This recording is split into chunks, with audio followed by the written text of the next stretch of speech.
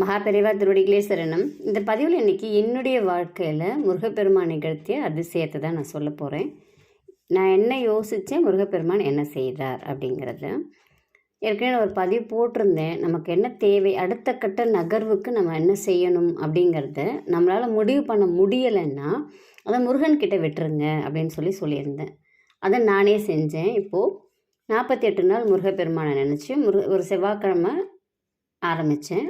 முருகப்பெருமானுடைய படத்தை தொடச்சி பொட்டு வச்சு பூ வச்சு, அவருக்கு பிடித்தமான பூ செம்பருத்தி, செவ்வரளி. அது எனக்கு கிடைக்கல. அதனால் நான் பன்னீர் ரோஸ் வச்சேன். அவருக்கு பன்னீர் ரோஸ் வச்சு ஓம் சரவண பவன் 108 தடவை சொல்வேன். திருப்புகழில் ஒரு பாடல், ரொம்ப எளிமையான பாடல் தான் நான் சொன்னது. ஏன்னா நான் சொல்லிவிட்டு காலேஜுக்கு போயிடணும் அப்படிங்கிறதுனால கொஞ்சம் சிம்பிளாகவே செஞ்சுட்டு போயிடுவேன். என்ன செய்வேன் அப்படின்னா, ஏறுமயில் ஏறி விளையாடும் முகம் ஒன்று இருக்கு இல்லைங்களா, அந்த பாடலை 6 முறை சொல்லிவிட்டு வாழைப்பழம், பால் அந்த மாதிரி வச்சு படைச்சிருவேன். இல்லை என்னால் முடிஞ்சிச்சுன்னா அன்றைக்கி வேறு ஏதாவது நெய்வேத்தியம் செஞ்சு வச்சு படைப்பேன். இதே மாதிரி 48 நாள் செஞ்சேன். எனக்கு என்ன பிரச்சனைன்னு பார்த்திங்கன்னா, நான் ஒரு ப்ரைவேட் காலேஜில் ஒர்க் பண்ணிகிட்ருக்கேன். எனக்கு அந்தளவுக்கு ஒரு திருப்தி இல்லை. அடுத்து நான் என்ன செய்யணும் அப்படிங்கிறத யோசிக்க ஆரம்பித்தேன். எனக்கு முடிவெடுக்க முடியல. அப்போ நான் என்ன பண்ணேன்னா, முருகப்பெருமான்கிட்ட விட்டுட்டேன். நான் என்ன செய்யணும் அப்படிங்கிறத நீங்களே எனக்கு வழிகாட்டுங்க அப்படின்னு சொல்லிட்டு நான் செஞ்சுட்டு வர ஒரு வாரம் போச்சு. நானே நெட்டில் தேட ஆரம்பிக்கும் போது நெட்டில் எனக்கு என்ன கிடச்சிதுன்னா, ஏஎல்பி பற்றி நிறைய பார்க்க ஆரம்பித்தேன். அக்ஷய லக்ன பத்ததி, ஆஸ்ட்ராலஜி பற்றி நிறைய பார்க்க ஆரம்பித்தேன். சரி, இதை தான் முருகர் உணர்த்துறாரு அப்படின்னு சொல்லிட்டு அது நான் படித்தேன். அது நான் படித்ததில் ஃபஸ்ட்டு எனக்கு கிடைச்ச ஒரு ஒரு மகத்துவம் என்ன அப்படின்னு பார்த்திங்கன்னா, எங்கள் அக்காவுக்கு உடம்பு சரியில்லாமல் போச்சு.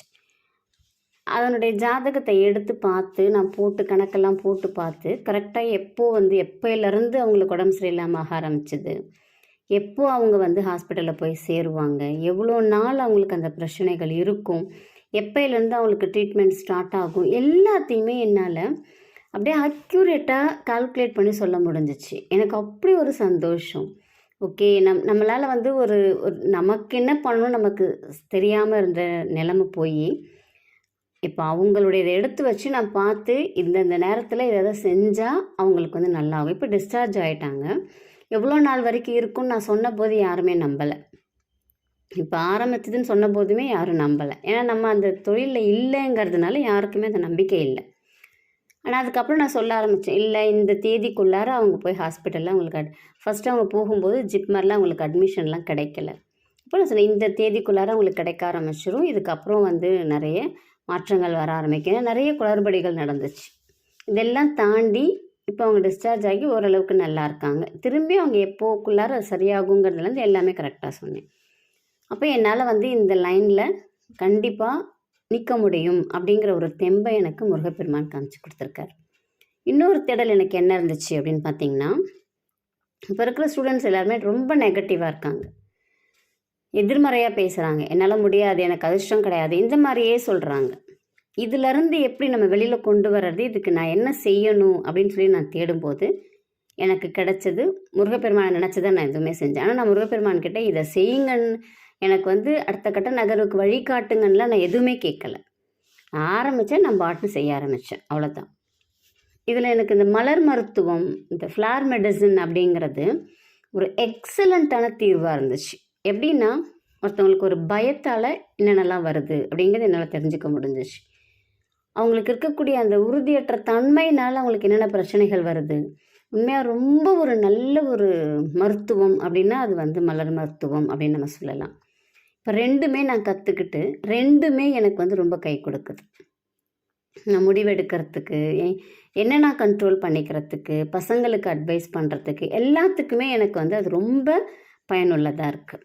இப்போ இந்த என்னென்னலாம் எப்போ கொடுக்கணும், என்ன மாதிரி கொடுக்கணும் அப்படிங்கிறது எல்லாமே மலர் மருத்துவத்தில் அவ்வளோ அழகாக சொல்லியிருக்காங்க. அப்போ எனக்கு இது 2ம் கரெக்டான சாய்ஸ் அப்படிங்கிறத முருகப்பெருமான் எனக்கு கொடுத்துருக்கார். எனக்கு அப்படி ஒரு சந்தோஷம்.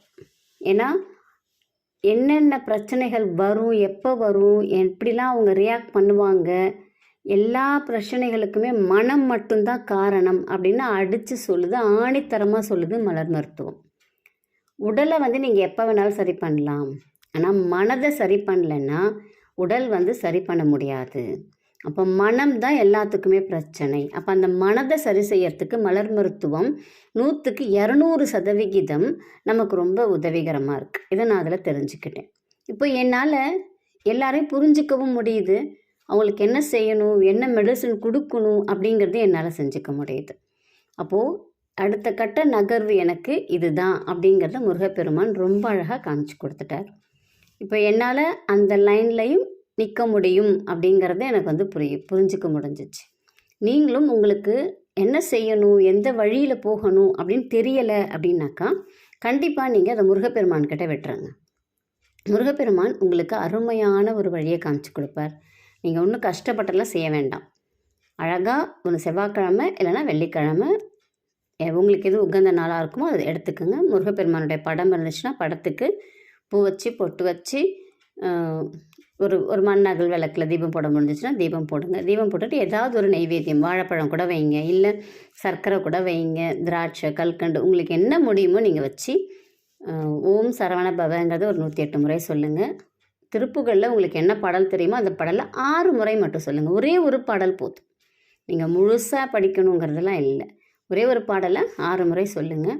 நீங்கள் கேட்கவே வேணாம் முருகப்பெருமான் கிட்ட. முருகப்பெருமானுடைய அருள் உங்களுக்கு பரிபூரணமாக கிடைத்து நீங்கள் அடுத்து என்ன செய்யணும் அப்படிங்கிறத அழகாக தெளிவாக காட்டுவார் முருகப்பெருமான்.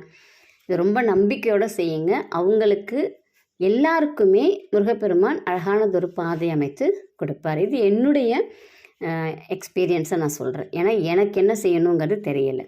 உங்களுக்கு ஏதாவது ஜாதகம் பார்க்கணும் அப்படின்னு நினைக்கிறீங்க அப்படின்னா நான் காலையில் 4:30 தான் பார்ப்பேன்.